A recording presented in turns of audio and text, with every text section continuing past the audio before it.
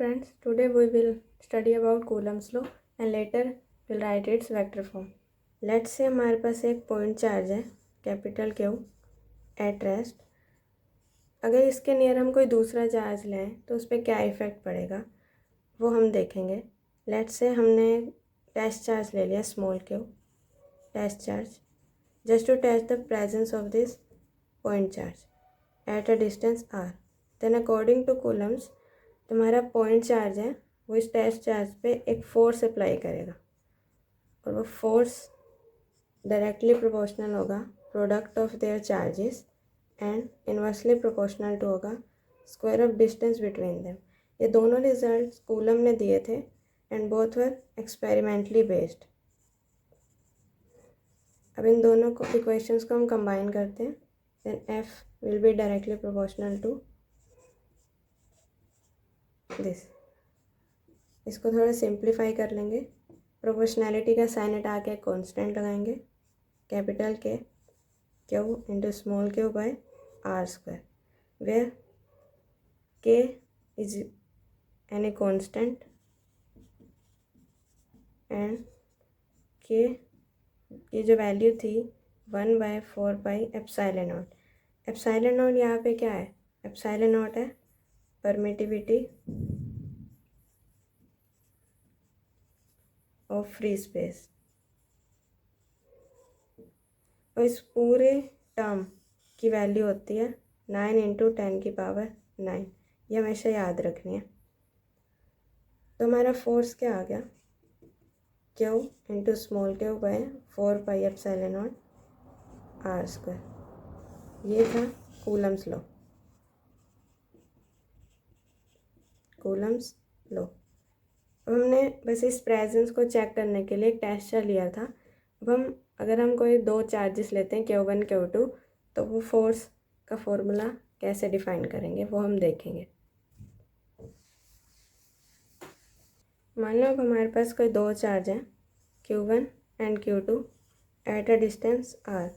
तो अभी हमने सीखा था कि एक चार्ज दूसरे चार्ज पे फोर्स लगाएगा. यहाँ पे दोनों चार्जेस हैं, दोनों एक दूसरे पे कुछ ना कुछ फोर्स लगाएंगे. फोर्स ऑन Q2/Q1 जो फोर्स है F21 एंड सेकंड चार्ज जो फर्स्ट पे लगाएगा F12.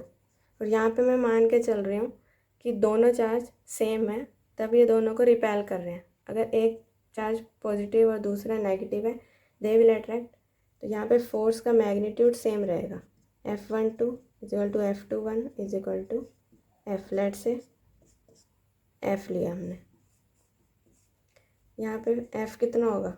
Q1 Q2 by 4 epsilon naught r square. ये हमारा कूलम्स लॉ आ गया किसी भी टू चार्जेस के लिए. नाउ अब हम देखेंगे कि कूलम्स लॉ को वेक्टर फॉर्म में कैसे लिखें. पहले लिख लेते हैं जो हमारा कूलम्स लॉ आया था Q into Q by 4 epsilon naught r square. जहाँ पे हमारा कैपिटल Q था पॉइंट चार्ज और स्मॉल Q था test charge at a distance r. अब वेक्टर फॉर्म में हम फोर्स की डायरेक्शन को भी लेंगे. यहाँ पे हमारी फोर्स की डायरेक्शन r की डायरेक्शन में फोर्स था हमारा. देन वेक्टर फॉर्म में फोर्स को लिखेंगे F vector is equal to Q into Q by 4 epsilon naught r square into r cap. ये हमें फोर्स की डायरेक्शन बताएगा. यहाँ r वेक्टर की डायरेक्शन में ही हमारा फोर्स लग रहा है. 11th में हमने वेक्टर्स पढ़े थे उसमें r कैप को लिखते हैं r vector by magnitude of r vector. तो हमारा फोर्स क्या आ गया? F vector is equal to Q into Q by 4 epsilon naught r square. r cap की जगह मैंने लिख दिया r vector by magnitude of r vector. तो ये भी हमारा, इसको भी हम मैग्नीट्यूड में लिख सकते हैं.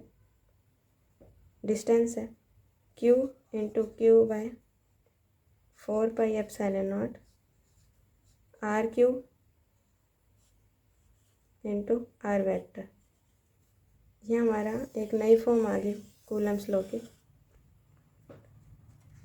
अगर हम टू चार्जेस ले लेते हैं Q1 एंड Q2, एक केस ले लेते हैं जब हमारे पास दो चार्जेस हैं Q1 एंड Q2। ये हमने डिस्टेंस ले लिया R1 vector and R2 vector. इन दोनों का सेपरेशन कितना होगा? R2 vector minus R1 vector. तो अभी हमने वेक्टर फॉर्म सीखी, F vector is equal to Q1 Q2 by 4 pi epsilon naught magnitude of R का square Q into R vector. यहाँ पे जो हमारा R वेक्टर है वो है R2 माइनस R1 वेक्टर। इसकी वैल्यू पुट करेंगे तो हमारे पास फोर्स आ गया Q1 Q2 by 4 pi epsilon naught R2 vector minus R1 vector का magnitude Q into R2 vector minus R1 vector. इस केस में हमने दो चार्जेस लिए, हम यहाँ पे और चार्जेस भी ले सकते थे। उसके लिए हम नेक्स्ट वीडियो में सीखेंगे कि फोर्स कैसे लिखेंगे एंड एक दो एग्जांपल भी ट्राई करेंगे। Now it's time for a quick review. आज इस वीडियो में हमने सीखा Coulomb's law and vector form of Coulomb's law. ये दो वेक्टर फॉर्म है कूलम्स लॉ की।